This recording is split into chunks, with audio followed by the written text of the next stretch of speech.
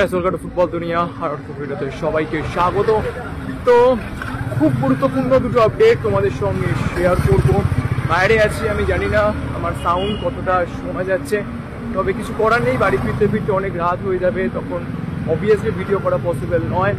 তো এই মুহূর্তে যে লেটেস্ট আপডেট তোমাদেরকে যেরকমটা কালকে বলেছিলাম, ভিক্টর ভাস্কেসের অফিসিয়াল অ্যানাউন্সমেন্ট কিন্তু চলে এসেছে ইস্ট বেঙ্গলের তরফ থেকে।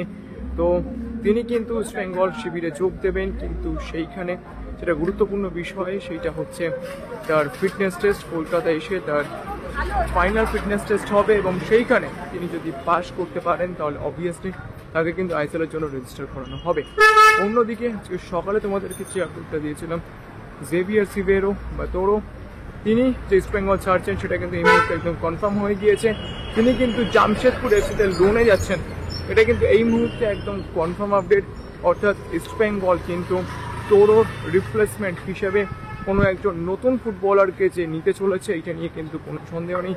খুব সম্ভবত তিনি একজন সেন্টার ফরওয়ার্ড হচ্ছেন, তো তাকেই কিন্তু তোরোর রিপ্লেসমেন্ট হিসেবে তোমরা ইস্ট বেঙ্গলের জার্সি গায়ে খেলতে দেখবে।